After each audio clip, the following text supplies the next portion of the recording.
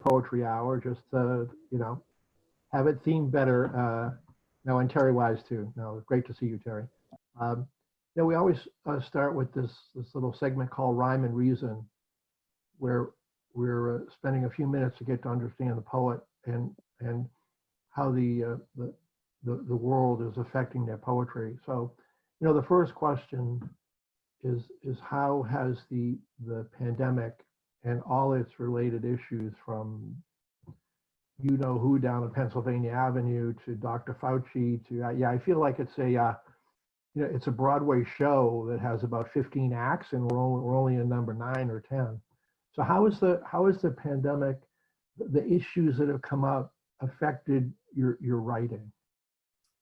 So the pandemic really has had a very large effect on my writing. And the first way I would say that I've been affected is that my poetry tends to spring from my experience, my daily life, and the people that I interact with, particularly family, bits of dialogue that I run through my mind over and over again. My experiences have been so narrowed down during the pandemic. I mean, for about 2 months, I barely left the house. Now I allow myself some brief trips to the library or around the block for a walk, but it's still a very, very limited and limiting experience. And so I find that the things that normally prompt me to sit down and write are not happening. The other thing is that I can write out of various emotions. I mean, if I feel angry, I can sit down and write. And if I feel happy or sad or whatever it is I'm feeling, I can generally use that to fuel my writing. One feeling that I don't seem to be able to use to fuel my writing is anxiety. I think anxiety makes it very hard to concentrate and to focus. And it's very hard for me to write without focus. If I sit down to write, I find my mind just going in many directions, and it's very hard for me to narrow it down. So I think both the narrowing of experience and the just pervasive anxiety have made it difficult for me to write. And also I feel that I should be writing something really kind of important, something equal to the times. And it's always a killer of writing for me if I feel I need to write something important. That just immediately stops the writing. So let's just take that a bit further. So today is Wednesday. So if today, obviously you're feeling happy because you're on a poetry hour, and tomorrow you're feeling sad, in some kind of sequence, would you kind of start one poem, maybe not finish it, and then the next day there'd be another emotion, you might start another poem? Well, or do you kind of just do one and kind of one and done, and then you go? So I may have been a little misleading in the way I phrased that. I don't generally start a poem from an emotion. I usually start it from an image or an experience, but the emotion that attaches to that image or experience or dialogue generally reveals itself as I'm writing. And if the emotion is anxiety, it's too diffuse.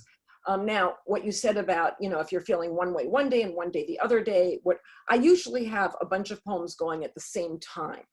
The worst thing for me is the completely blank page. So as soon as I get some poems going, they're at the top of the pile. And the first thing I do when I come to my desk is I read the poem at the top of the pile and start crossing things out and making changes. And then I go to the next poem, crossing things out. And then by the time I've done this for a while, the blank page doesn't seem quite so threatening, and I can turn to it because I'm kind of in my writing spirit.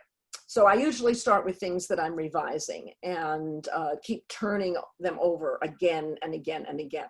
I found early on that things that I think are terrific when I write them don't look so terrific the next day.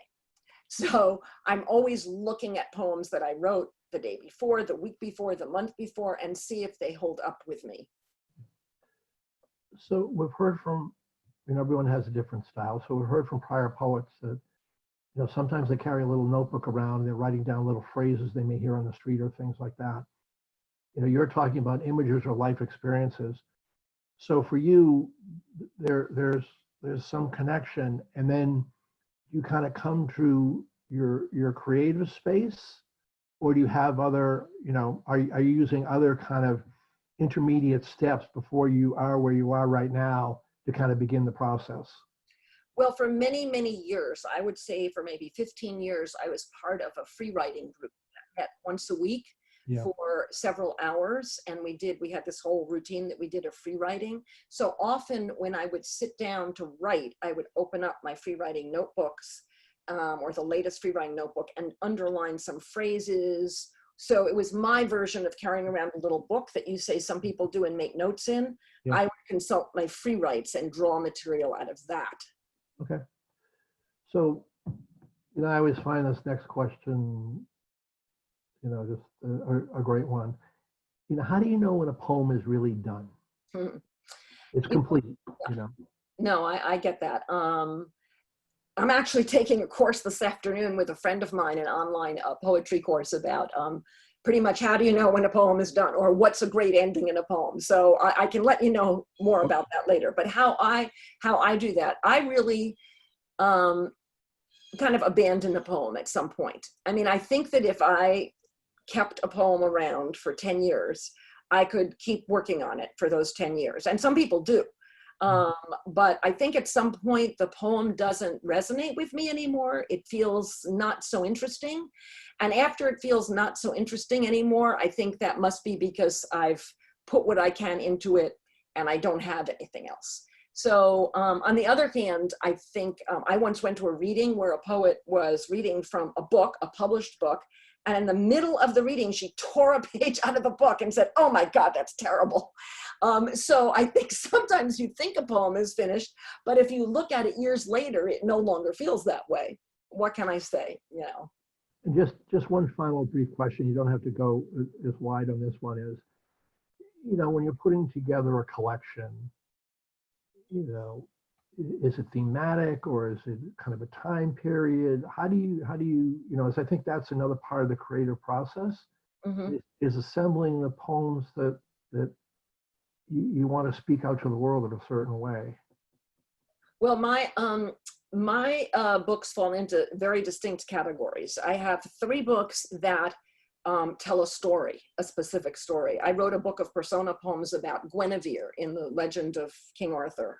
Mm. And that was like that they held together through the story. Yeah. And I was very intrigued with that method of assembling a manuscript. So my next 2 books, also very story dependent. What he took is about the death of my father when he was 29 and how that loss has followed me. So that's its own story, and the poems fell into that story. Yeah. And the next book is about, To Get Here is about my son's struggle with drug addiction. So again, that's a story, and it assembled itself that way. My most recent 2 books, which I'll be reading from today, don't have that same kind of coherent story to them. Mm. So one of them I organized around the seasons. Mm. And I just try to find a way to organize them either through the rise and fall of emotions, or as I said, the seasons, day and night. I try to find some principle around which to group them. Great. So let's hear some of your fantastic poems. Okay. So I'm going to read from my 2 latest books. First, The Moon Makes Its Own Plea. And the first poem I'm going to read is called A Short Fable of the Year Before Last.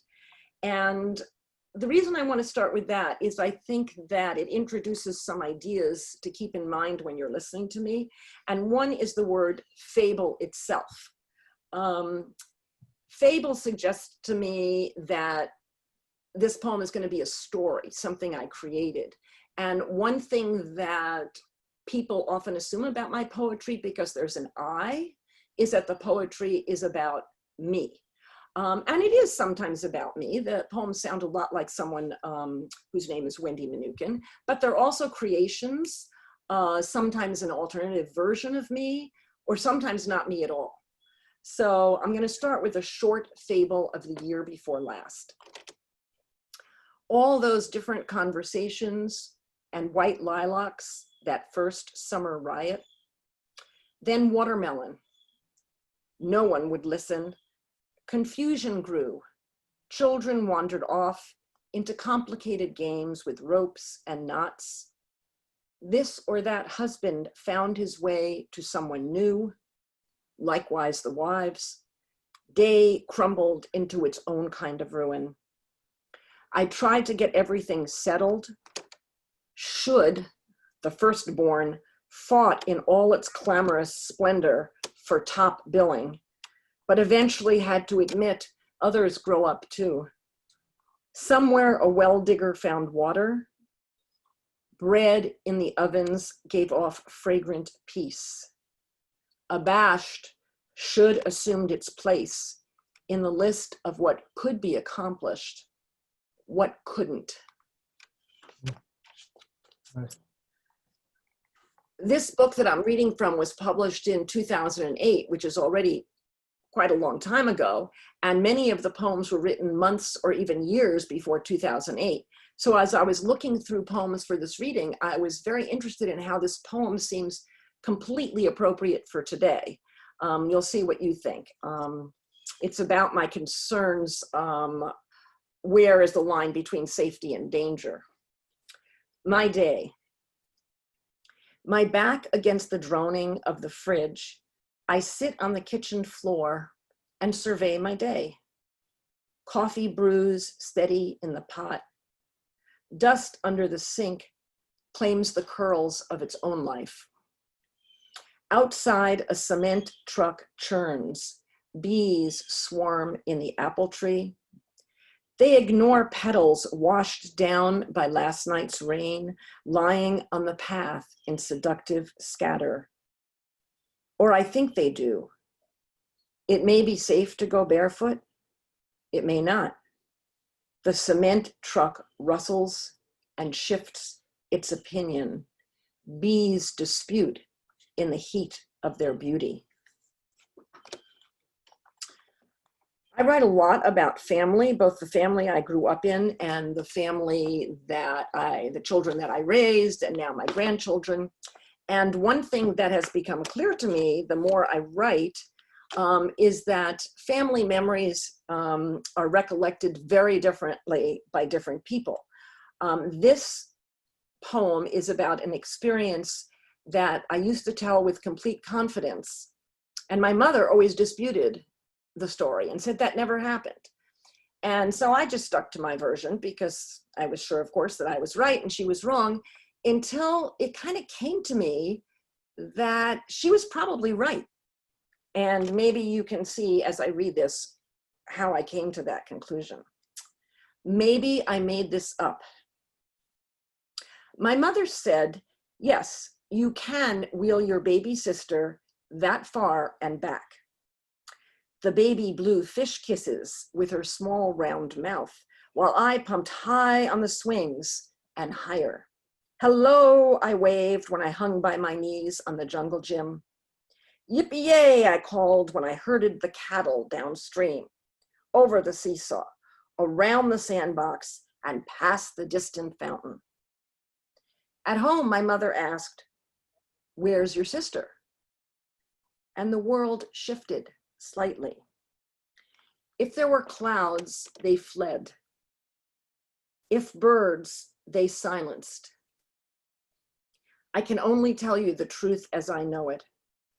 Last week, an ice cream store opened in my town, and I wrote to my kids about another opening years ago when they were allowed to walk the 4 blocks for free ice cream.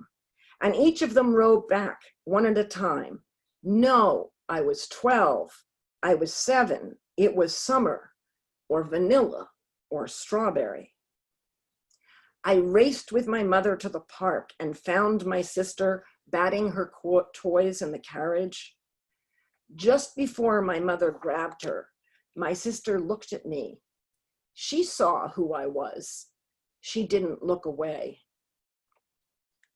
So it's kind of interesting for me to think from this perspective about how I ever could have thought that my mother would have let a 5-year-old take a new baby across a street into a city park.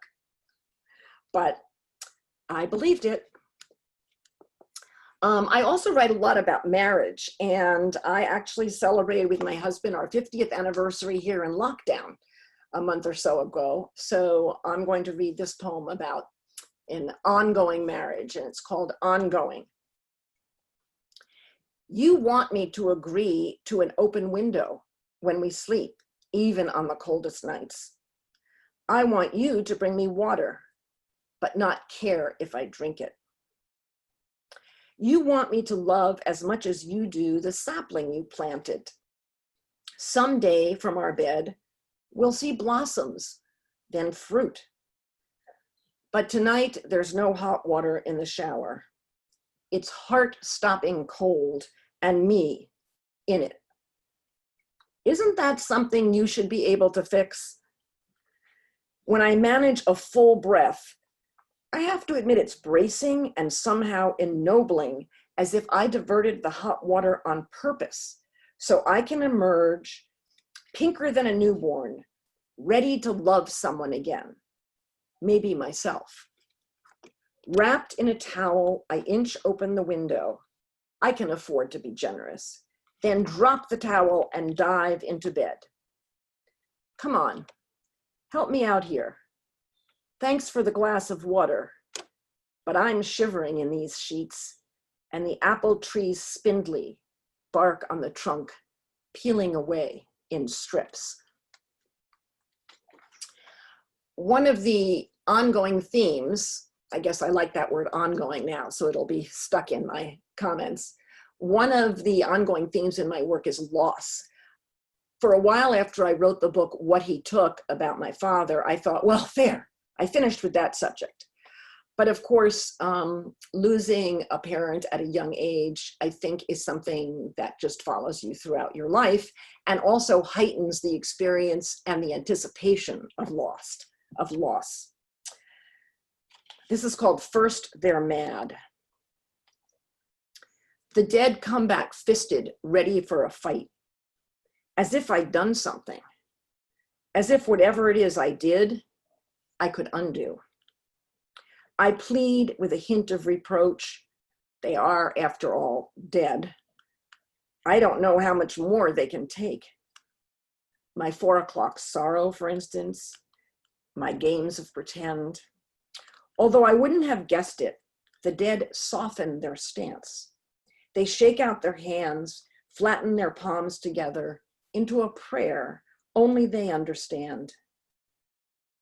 Who left whom is a matter for another day. In their world, there's a name for it, which we could try to think of here with our sunsets still intact. They have a world of sunsets, eternity glowing on the horizon, but they're used to it.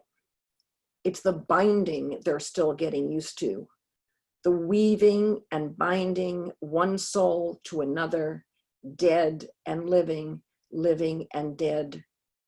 Those sunsets can go on forever, and they do, which provides a lift, a little necessary distraction, or doesn't. The dead support the world. Doesn't that break your heart? Okay, I think I'll move on to my more recent book called Dinner with Emerson. And if we were in a room where we could see each other, I would ask you how many of you had a favorite uncle or aunt or family friend when you were growing up, because almost everyone that I asked that question to raises their hand and said, oh yes, I had one. And so I'm waving at my sister here because we had a favorite uncle. And this poem is called Favorite Uncle. Our favorite uncle, Stanley, the youngest of 5 brothers and the most handsome, used to play a game with my sister and me, hiding a nickel and making us choose which hand, clenched behind his back, held the prize. The 2 of us danced from one foot to another, giddy with wanting the nickel, of course, and also the wide smile, the bear hug the winner got from Uncle Stanley. But I remember, even in the heat of his attention, how winning hurt a little, my sister completely still, blinking hard. Uncle Stanley had no children. For years, he loved a woman who was married to someone else. And when he finally married her, we didn't love him quite as much. He was our same gallant uncle, but distant now, distracted by having what he could no longer long for. So among my poems about marriage, which occur with some frequency throughout my work, the poem that I think expresses most completely my summation statement about marriage is this one. And this is called Facts from My Son. I turn the facts one way, then another, but I can't decipher those mysterious bubbles and smudges. Even when I read Happy Mother's Day, I don't understand. And then I run outside where you're attaching new windshield wipers to the car and wave the paper in your face, jumping up and down while you figure out you're looking at the ultrasound of our first grandchild. Oh, isn't it all worth it to come to this place together where the people we love most are the same people, where you can say, brushing sweat from your eyes, we have new wipers for the next downpour, and I can say, you really should have pulled over back there. We couldn't see a thing.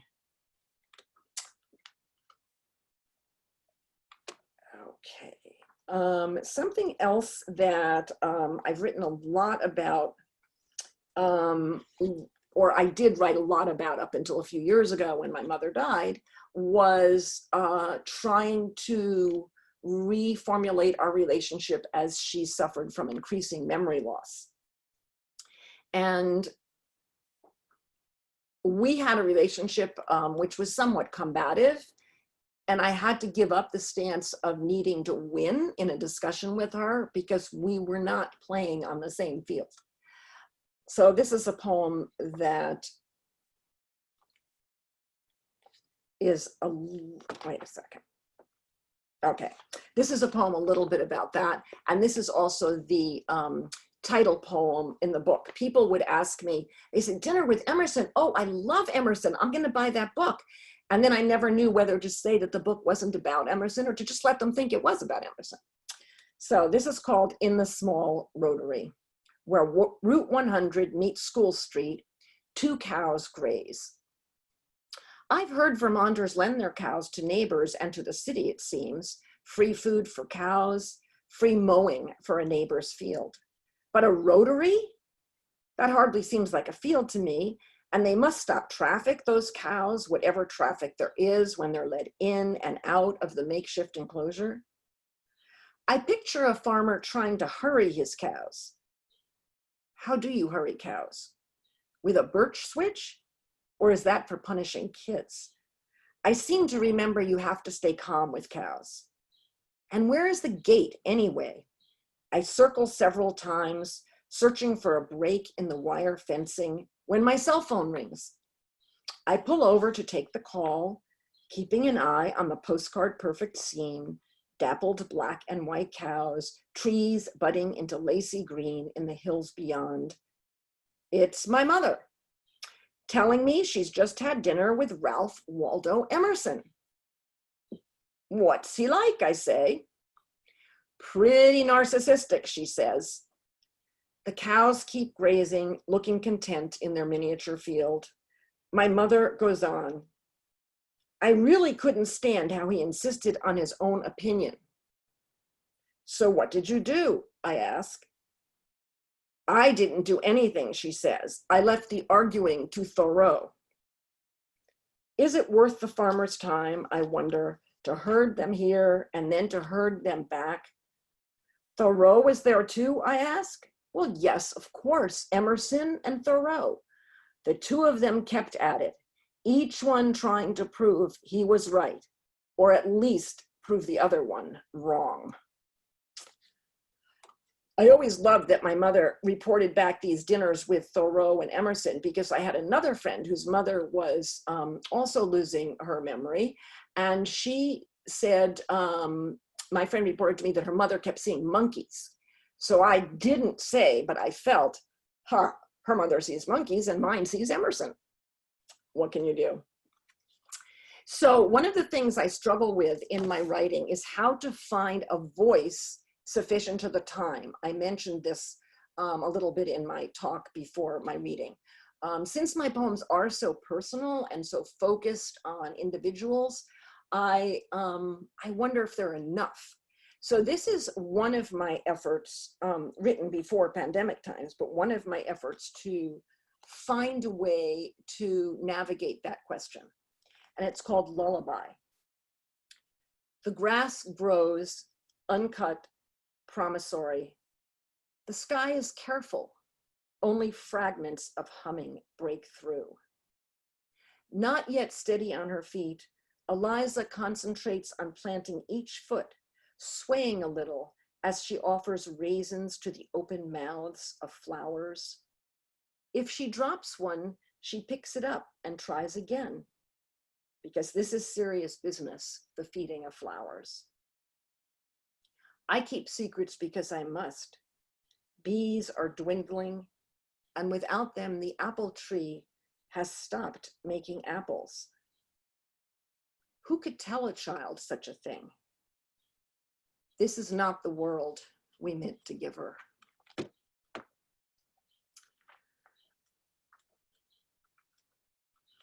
I mentioned how I get inspiration also from snippets of dialogue. And recently I have been really loving snippets of dialogue from my grandchildren. By recently, I mean over the last decade. Not necessarily in the very recent past, when most of my relationship with them is on Zoom. So this is called And Anyway. It's so cold, the air hurts my teeth. Max takes shallow breaths, claps his mittened hands. I'm trying to pay attention to his chatter, but I'm distracted by the cable stitch of ice on pine needles, by sun cutting light through the clean fabric of sky. I don't know really what the sky is made of, except in a general sense, air, whether it has any kind of end or beginning. I'll have to look that up. Max stamps his boots on hard-packed snow. Just guess, he says, hands on hips, the littlest warrior. Just guess. He digs at the frozen crust and manages to shape a ball that he hurls with a pitcher's windup against a tree. And anyway, he says, pleased with the satisfying splat, I'm going to know you my whole life. He runs ahead, leaning into winter. Just because you have white hair, he shouts in my direction, doesn't mean you're old enough to die. I think his parents must have had a conversation with him to reassure him that don't worry, you don't die until you're very old and have white hair. And then Max looked around at his world and said, uh-oh, this may not be totally good news. I'd like to read one poem that works in a very different manner. I've been reading mostly narrative poems because I think it's hard enough on a poetry reading to really grasp the poems. You don't have them in front of you.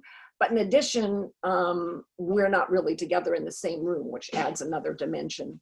So I've been, as I say, reading mostly poems that I think have something you can grab onto. But this is another kind of poem I write, a poem that proceeds through really sound and associative meaning. And this is called Crystal Reflections, Halo the Moon.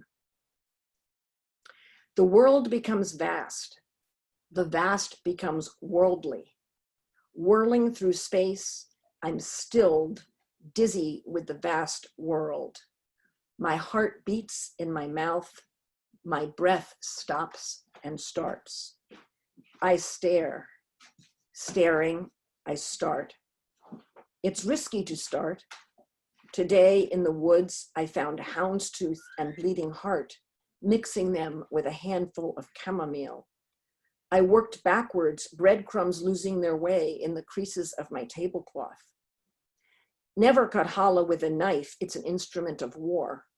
Though tearing the bread also seems barbaric, those jagged edges. Stars intrude around me, or luck has little to do with it. I'm tinged with the invisible, dusted with lust. I shake out my hair and point to the moon, not as a place, as enough. And I think I just have time to read maybe one or two poems that I've written since pandemic time, so you can see how my work is changing and not changing. So the first poem I'll read is one that was actually just published on Rattle Magazine's Poets Respond, which you can sign up for and get their poems. It's poems that respond to what's going on today, which is sometimes not possible in magazine publication because poems are published so much after they're submitted. This is called Writing Poems on Zoom with My Grandchildren. Lucy prefers cardboard and crayons, scissors and glue. She loves decorating a poetry box, but she's not so crazy about writing. She makes faces at the screen, adds emojis, while I explain an ode is a poem of praise. Pablo Neruda wrote an ode to tomatoes. He wrote an ode to bicycles. Okay, she says, pasting a smile on the screen. She'll write about crossing night. At crossing night, we stopped cars so salamanders could cross the road. She taps her pencil. It was raining. She taps her pencil. Now can I draw a picture? Max yawns into the screen, insists he's not tired. Bored, maybe. Something you love, I say. Baseball, Minecraft, Star Wars? He gives a sigh. Blue, he says, the old dog who's going blind and deaf. Sometimes when I lie down next to her to scratch her ears, she doesn't know it's me. Max looks into the corner of the screen as if the next words might appear there. He rocks a little in his chair. I have to learn to be careful. Eliza starts in so quickly, I wonder if she's heard me. Are you writing an ode, I say? What's it about? Antibodies, she says. And the last poem I'll read, and then I'd love to hear from you, does not yet have a title, but it will eventually. I do not mean that my death is more important than yours. Of course not. Only that I have known my death longer. I have come to recognize its oaty smell, like summer, like an infant's scalp. How could I not love something that sweet, that vulnerable? I weigh my death in one hand, yours in the other. I try to convince myself they are equal. But see how one hand can't help but lower itself, heavy with what it holds? That's the hand with my death in it. So thanks, I'd love to hear from you and anything you might want to say or ask.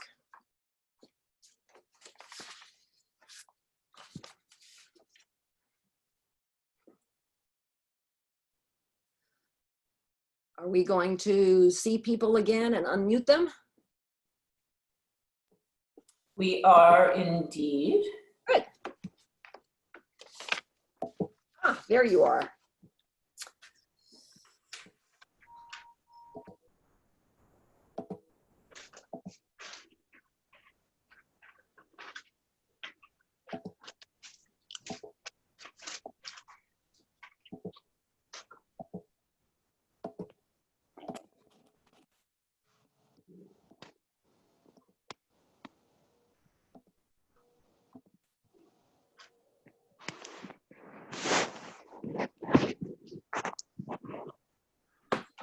So we welcome any questions, comments, conversations.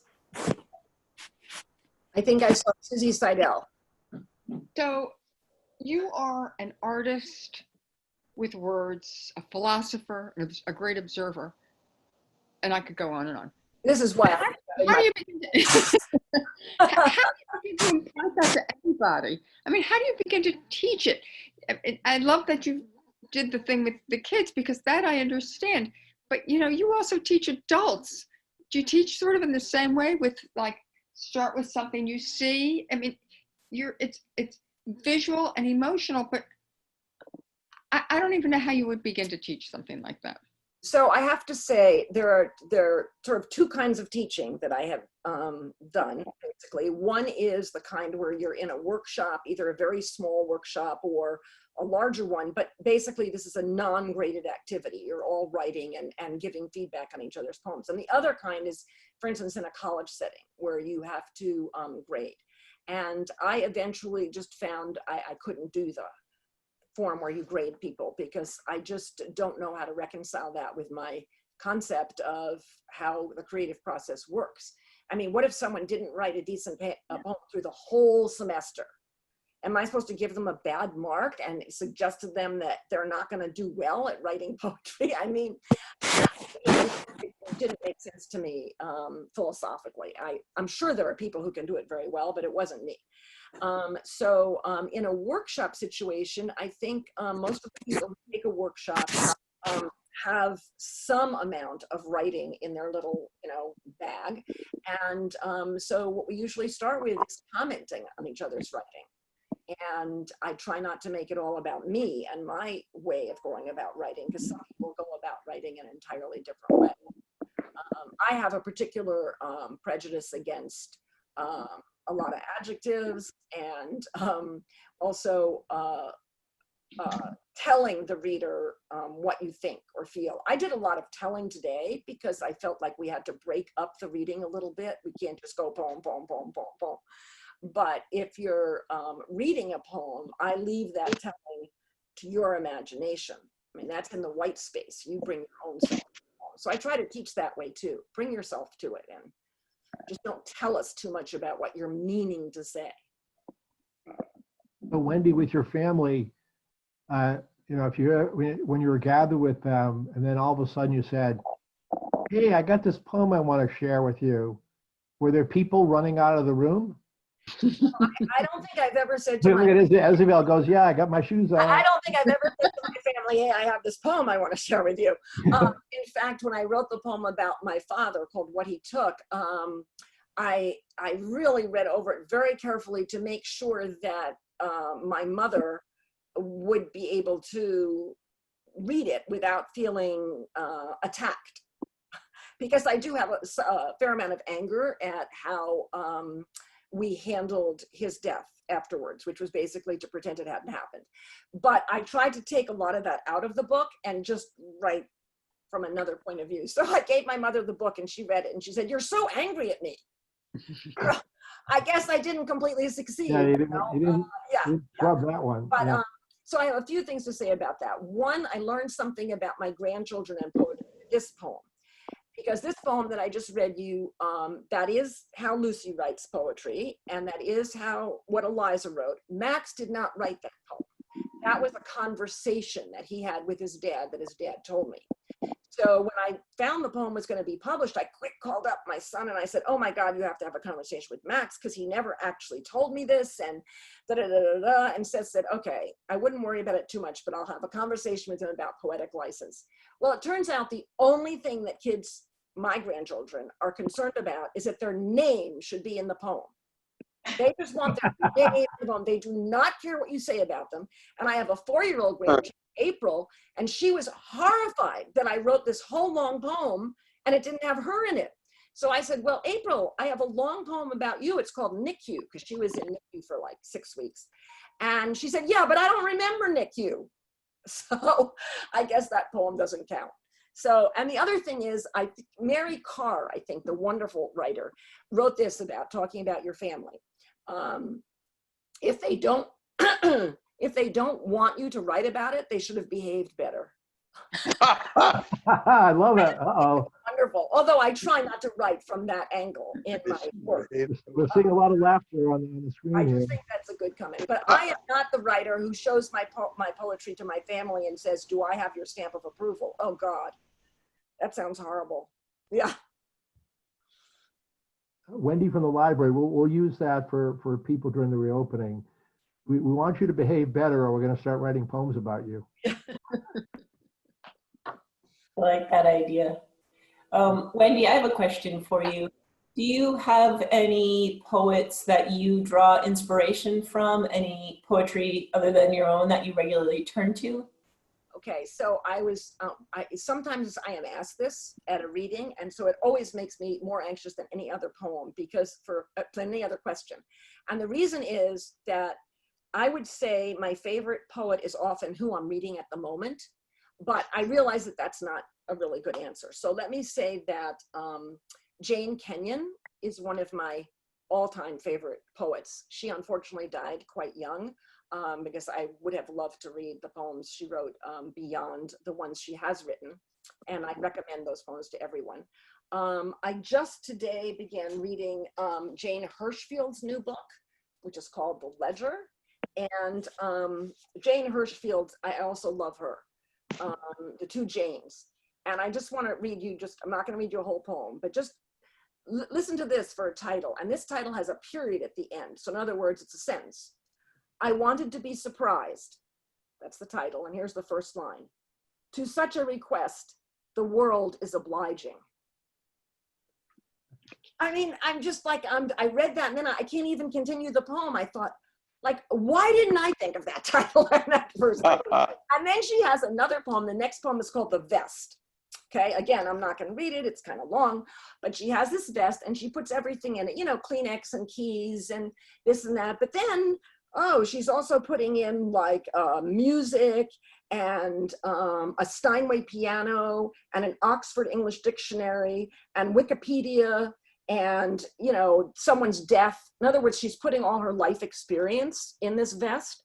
And at the end, it's how is it one person can carry your weight, the vest's weight, for a lifetime? One person slip into your open arms for a lifetime, who is given the world and hunts for tissues, chapstick. Yeah. And, you know, so much of my life, and I'm assuming many other people's lives, we have all these big things going on, and we're looking for our tissues and our chapstick, because that's the way life is. So Jane Hirshfield and Jane Kenyon. I also love Elizabeth Bishop. I have a slight prejudice against, I think, many young male poets. This is a terrible generalization because I'm sure there are many wonderful young male poets, but there's a certain way of declaiming about the world that I don't respond well to and can't do myself. So I think it's a combination of not responding well to, but also not being able to do that keeps a distance between me and that poetry. But yeah. Yeah, the two Janes, I would say. Dale, hello. Yeah. You're muted, Dale. Can you unmute yourself? Is Dale your sister? No, Dale is my sister-in-law. Oh. Okay. My sister is right there. Susan, yes, there she I is. don't see Susan. Where's Susan? There's my sister, Susan.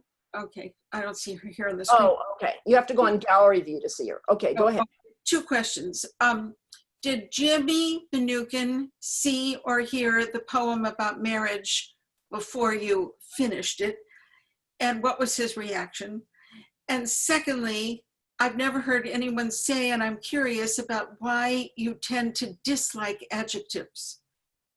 Okay. No, Jimmy Mnookin does not see my poems before I want to write in or after. Not because I'm worried what he'll think, just because if I struggle with anything, it's a sense that someone is not going to like my poem. And of course that's true. Someone will not like them, but you know, it's like my mother or my father or my husband or a critic. I mean, they're just always like over me. And so I really don't want to show my poem to someone and have them say they don't like it. I mean, then what am I going to do if I like it? I mean, where does that put me? So I might show it to a friend who's a poet so we can critique it from that point of view, but I don't want that other input. Adjectives. I think that, I mean, I use adjectives, but I think that adjectives can be used in poetry to get away from more specific images. If you do the image well enough, you don't need to describe it that much. You can, you know, you can say it as it is, and you don't need to layer on like, I mean, I'm sure now if I go through my work, I'll find a million adjectives, but yeah, I just try to avoid, when I use an adjective, I always ask myself, did I need that? Or could I use like a verb to show that same thing? Because showing something with a verb is always stronger than with an adjective, I think. Okay. Thank you. Actually, another way to answer that question, if I can, wait a minute, okay. Not that question, but a previous question was, okay, do I show people things, you know, and do I ask? So once, for my book, this is my book, To Get Here, and that was about our son's struggles with drug addiction. And my husband was traveling a lot. My husband, Jim, was traveling a lot at that time. And I thought, oh my God, the worst thing possible would be if I had to call him up in his hotel room and tell him that something dreadful had happened to our son, like he had died. And I wrote a poem about that and I brought it to my workshop. And I felt like I was taking a big risk. You know, I'm talking about like some really important emotional event. And they said, God, that's a great hotel room. And I said, I just brought you my life. You know, like, and you like the hotel. I said, no, you really ought to go back and do a little more about the hotel room. I went home and I thought, like, that is so stupid. And I just tried to make the poem clearer and more resonant. And I brought it back again. They said, you're really missing an opportunity with the hotel room. So I got really angry because this happened quite a few weeks. And I was trying to write a poem, as I told you, about the pain of having to tell this to my husband. So after 3 weeks of telling me I should write about the hotel room, I wrote a poem, and this is it. Affair. And the phone's blank stare when it ends, when I stare at a bowl of apricots, breathing bees, and I can't remember hunger. It is what I need. Pain so greedy, it trips my pulse until no other pain can have me. So they were saying hotel room, hotel room, hotel room, and I was saying, you're a bunch of idiots. And then I thought, okay, I'll go with the hotel room. Even though the hotel room isn't in the poem, you can see what I mean that I went with the hotel room. So sometimes I do feel I have to explain that poem. Like if I'm in an audience with my entire family arrayed before me, I have to sort of say, I think we should all remember that sometimes poems create emotional truth without being factually true. But, you know, to anyone other than my immediate family, I wouldn't give that explanation. I just read it. They can think what they want. So, Susie, you're muted again. Did you have a question, either Susie Seidel or Susie Miller? Susan Miller? Because you both seem to be muted. They're both muted. My sister's trying very hard to unmute herself. No, you can't do it? I got it. Oh, good. Did you have a question? Oh, now you're muted again. That could be a poem. My sister's trying very hard to unmute herself. Wendy, there should be one big button on Zoom. You can just bang on it and it makes everything work instead of going here and here and you know. You can't unmute it, Wendy. Is that right from your end? Oh, okay. Oh, wait. Oh, I think I'm unmuted. Okay, you're unmuted. Okay, so your poetry is very personal, emotional, intimate, and has many layers to it, which is beautiful. And also, I'm just wondering, when you write it, are you're in, I think in some ways, working through some of your own feelings, and when you write it, what are you, I mean, this is sort of maybe a silly question, what are you looking for from the reader in terms of how they read it, because they're not the reader's feelings, they're reading your feelings. And what are you looking for differently from someone reading the poetry? And also, how does that change when you're doing a reading? Okay. So let's see. Tell me if I'm answering this, because there seem to be a lot of questions worked in there. I generally don't actually sit down to work something out so much as try to capture a feeling about something. And sometimes my feeling changes as I'm writing it. So I might go to an event or a memory or something with a certain feeling, and then as I write the poem, the feeling changes. So I have perhaps learned something from that writing. But I find the way that poetry helps me to work things through, to the extent that it does, is that it enables me to feel I have some control. I think that's the most that poetry can do for me emotionally, is that, which is a lot, but I mean, it enables me to put on the page, make an object about something that was diffuse. In terms of the reader, I mean, one of the reasons that I think I write poetry instead of some other kind of writing is that what has always appealed to me is that the white space on the page seems to invite the reader to have her own associations and her own emotions, whether or not that's what I have. I don't have an intention when I write a poem that my reader should feel this or this way. I would like them to feel something. I mean, I would like them to read it and allow it to wash over them and feel something, whatever it is. And even though we all have different experiences, I think that there's a way in which our experiences are connected on a feeling level. And in terms of how that differs in a reading, I find in a reading, which was not so much true today because I couldn't see you, but in a reading, I try to see where we are by your expressions, and then I might, let's say, have planned to read a certain kind of poem. No. How you're reacting, I might switch and read something else. But generally in readings, I try to read more accessible poems, because I think it's very hard to capture a poem in a reading unless you're already familiar with it. I don't know if did I get to some of the questions? Okay, great. Yes, thank you. Thank you for coming. Paul, do you have a question? Because you're muted. Paul, you're muted. You're still muted. How about now? Now you're good. Now don't Good. ask a question that's going to end up with my not speaking to you for 5 years like you did on that call with Curtis. Yeah. I learned my lesson. Okay. Two things. One is simply to say thank you. This has been a good experience. Number two, Betsy, who's been listening to the entire thing with me, suggests that your response would be the good first line of another poem, which would be, "My sister is trying to unmute herself."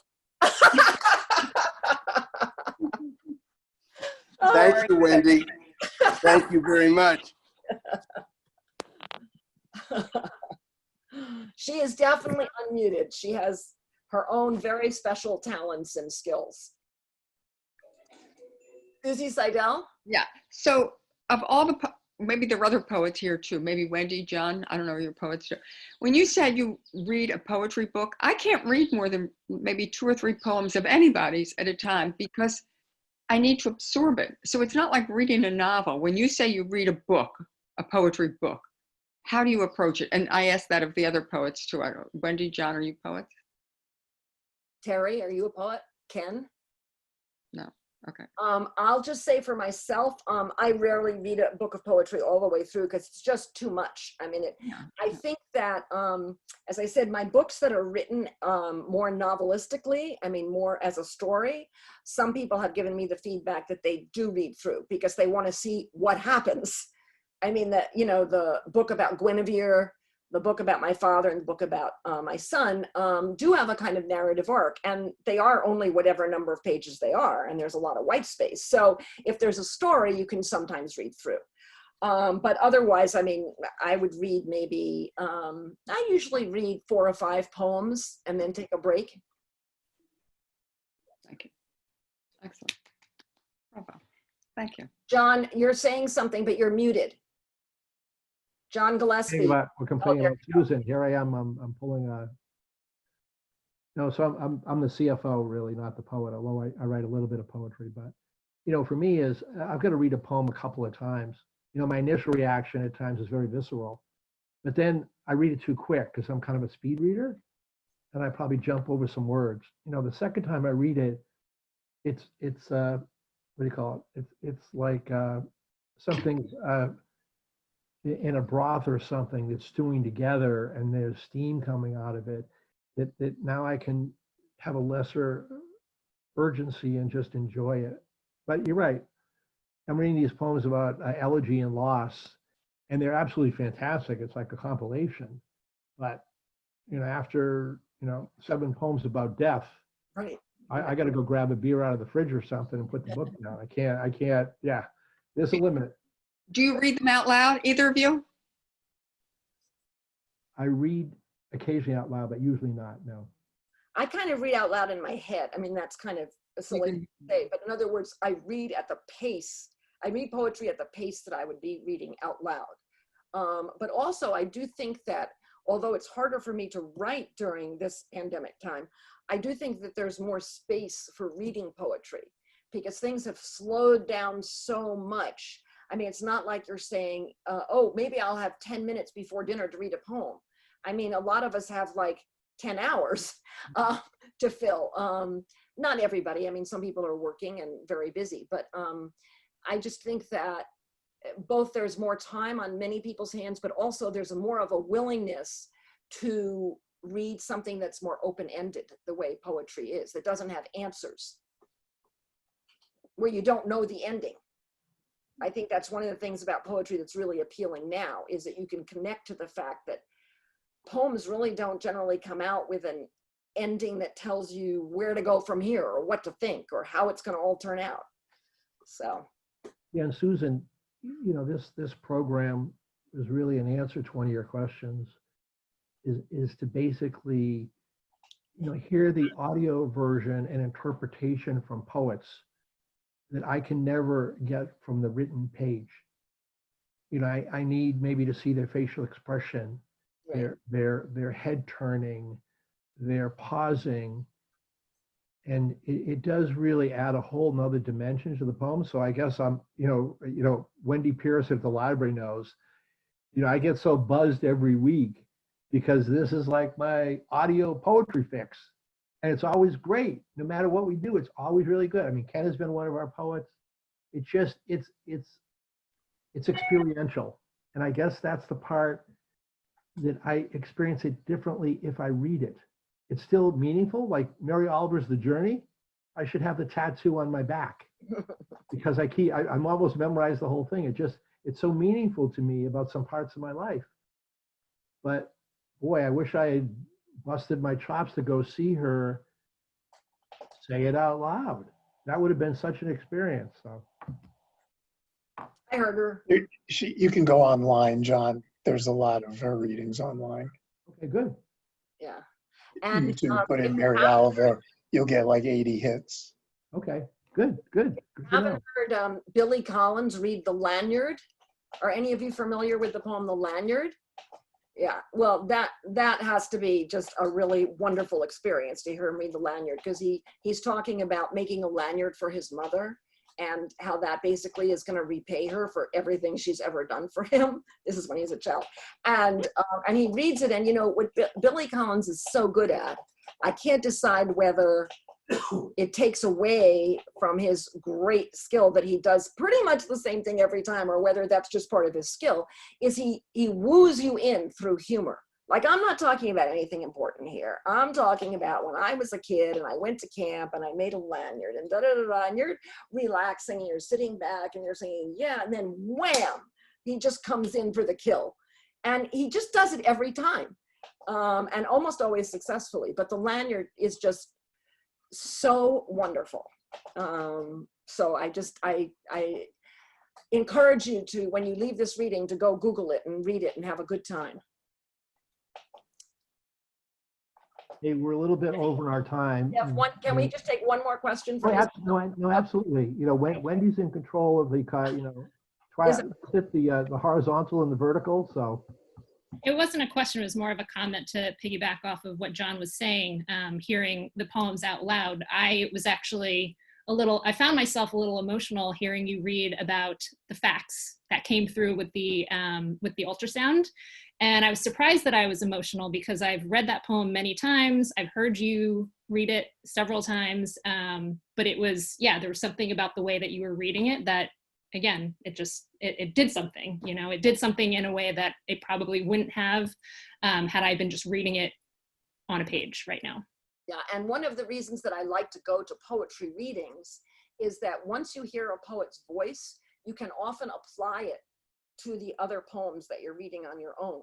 So like once I hear Billy Collins read The Lanyard, I can hear that voice reading the other poems as I'm sitting by myself and reading them. So when you feel like it, you should go to a poetry reading or come to the Stockbridge series weekly, because once you hear that voice, you can then insert it into your reading. Thanks, Izzy. very good. Wendy, you want to close it out? Wendy from the library. Yes, I do indeed. Wendy, the poet, thank you so much for joining us and sharing with us your work and your family and some of your fans. Thank you all for joining us. We'll be back next week with more poetry.